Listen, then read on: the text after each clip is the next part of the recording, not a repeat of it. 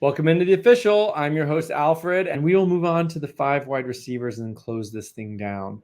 So, a guy who has been on recruiting radars now for it seems already 2 years is Chris Henry Jr., son of the late Chris Henry, who was an NFL caliber receiver. And Chris Henry Jr. is like a 5-star pretty much across the board. I think he's like one of those on 3 unanimous 5-star guys. 6'5", 195 pounds. And committed, of course, to none other than Ohio State.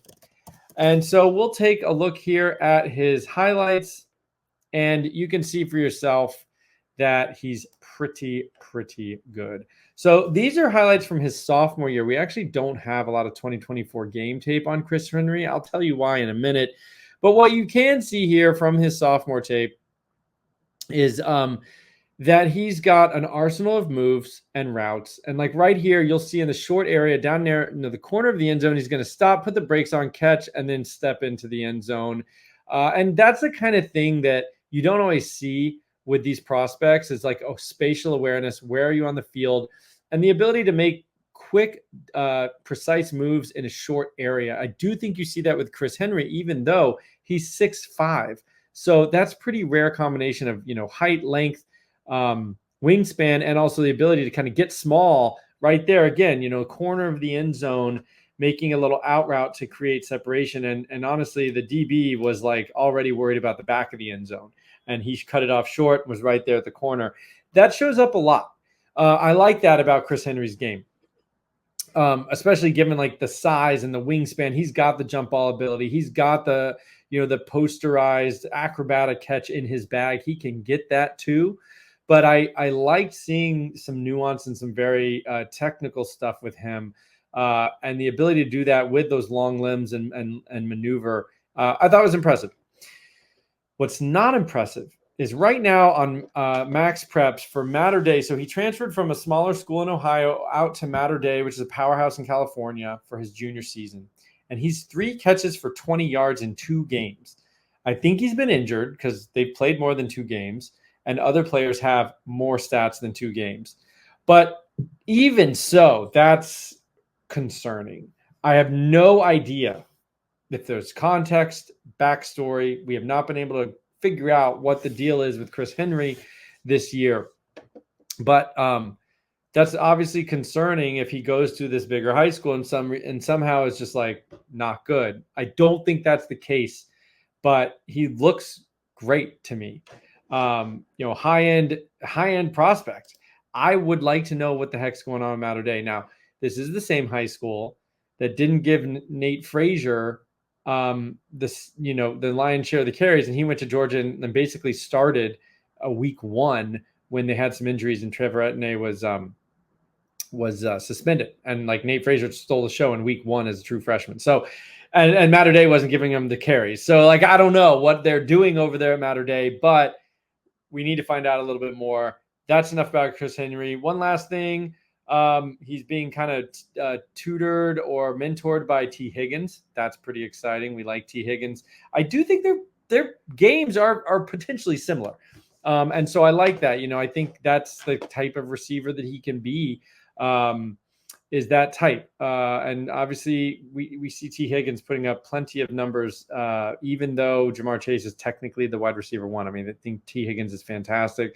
And if T. Higgins ever was a wide receiver 1 in offense, I think we'd feel pretty good about that. They just happen to have embarrassment of riches in Cincinnati. Okay, next we're going to go to Calvin Russell, 6'5.5". These are some big receivers on the top end of this class. 90 pounds, currently uncommitted, and he was a running QB at his high school, Northwestern, and he is currently uncommitted, but favoring UM. I think UF is listed as well, but let's be honest, UM seems highly likely, and I believe his mom was a basketball player at UM. They're going to have the inside track there. So Calvin Russell has not played a lot of receiver. Really, we're banking mostly on athleticism, mostly on his big frame. He is a 3-sport, high-end basketball player. P4 offers in basketball as well. He does have weak athleticism scores, at least for what we have right now in the database. And then we get to the tape. I'll roll it here. Not a lot of receiving tape. I think this is the first year he's played full-time receiver. So let's just take it with a grain of salt. But, from what I could tell, not terribly dynamic. His get off the line, like not super impressive, catching some slants and stuff, and seems to just be getting open in big zones. He's obviously an athletic dude, plays basketball and all that. Personally, I'm not seeing like tons of receiver traits that I'm like terribly excited about. Even that run there, I mean, his long speed, he doesn't seem to have like this tremendous top gear once he's in the open field. I think there's a lot of projection with this guy. And so we'll have to see, where this all lands with Calvin Russell. But, right now he would probably not be my wide receiver 2, even though he seems to be the wide receiver 2 for a lot of services. Okay, Tristan Keys, 6'3", 170 out of the state of Mississippi. He is undecided, but of course, Ole Miss is going to be on that list and LSU as well. We have limited stats on Max Preps.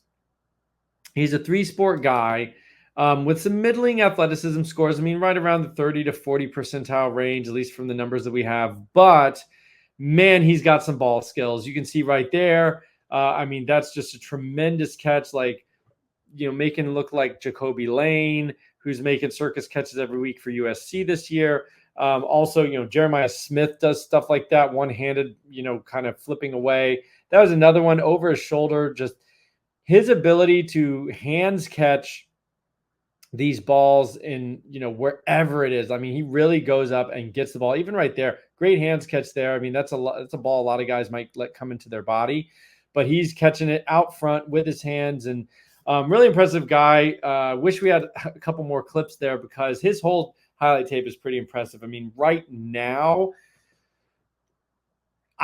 he'd be my wide receiver 2 at worst. I don't think I feel good enough putting anyone over Chris Henry until I figure out what's going on this season at Matter Day. Because I don't want to penalize him if there's like a legit reason that he hasn't been playing too much for them. But Keys looks tremendous. I mean, absolutely tremendous. Ball skills. He's got what looks to be, 6'3" already, but he looks like his wingspan's bigger than that. And he's got these long limbs and just really uses his body very well. So I'm excited about Tristan Keys myself. And then we've got Davon Gross. He's kind of a multi-sport guy out of the state of Texas. In fact, the same high school as Ashton Janty. He's doing pretty good if you're keeping up with these things. But Gross is 6'1", 174, favoring TAMU, Texas A&M, and Baylor right now. And then in terms of his production, 21 for 323 and 2 on the ground, second on the team as a rusher. And then 21 for 391 and 4, well over 10 yards per reception. I mean, approaching 20 yards per reception, which is pretty nice. Leads the team as a receiver, 27% receiving market share. He also does returns on special teams. So, this guy is doing everything. That's what you like to see, kind of helping his team in a million ways, showing a lot of different kind of nuanced and skill sets. 3-sport guy, 4.46 40, 10.6 confirmed 100-meter with a 35-inch vert. So, all that stuff looks good. I think Davon Gross is a very fun player and should continue to blossom. And, I like the rushing. I like receiving for a running back, but I do like rushing for a receiver. It just shows a little bit more dynamism and explosion and the ability to navigate around the line of scrimmage and traffic when, you're not isolated kind of one-on-one or something like that in the open field. So I like Gross. Looks like a good player. And then finally, we've got Devin Carter, who is 6 foot, 165 pounds, undecided, but he's got, the big 2, Bama UGA, on his offer list right now. He is second on his own team in receiving to another 4-star receiver. So it's not like he's a nobody, but you don't love having a guy who's second on his own team in receiving. But he's 26 for 375 and 3 so far this year. 19.9 max MPH right now, which is not very good. You'd like to see certainly over 20 or 21. 60th percentile 3-cone drill. And so kind of those are the things he's got on paper. But I would say watching the guy, he seems to have really nice acceleration. I think he creates some space and separation. I like his route running skills at this stage. But he really does seem to have a short burst. And maybe it's not something he can sustain. But he definitely shows bursts to get open and create separation like mid route a lot of times. And so I like that ability, even though 19.9 max miles per hour is not great. And I don't know what his 40 time is or if he has a 100-meter time. But when he needs it, he does seem to have like an extra gear. He may be a guy who just can only do it in spurts. Maybe he can't run 100 meters or 40 yards at max miles per hour, but certainly seems to have it when he needs it. And so I mean, I'm interested. I'd like to get some more data on all these guys, but certainly Devin Carter, and maybe that top speed is a little wonky, and we're going to get a better number at some point because it looks like he's got it. I mean, at least their acceleration, I'd always say, is more important than top speed, especially for a wide receiver. So, maybe he's got a 10-yard split that's really good or something, and just the max is not great. So there's a lot of puzzle pieces still to come together for the 2026 class. This is kind of like the first look.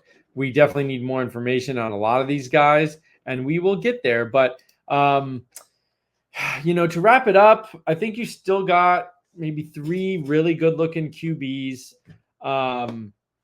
I think you've got a couple. Running back looks maybe a little bit weak, and then receiver, I think you have potentially 2 or 3 top end guys. I mean, Chris Henry probably should still be really good. I'm not writing him off. Keys looks really good. So it looks like QB and receiver right now. But I'm sure things will change. We know that. We got over a year and a half until these guys actually even get on campus, much less start actually producing on the college side. So we got time. I want to give you that first look. This is Alfred, Campus to Canton. Like and subscribe. Signing off.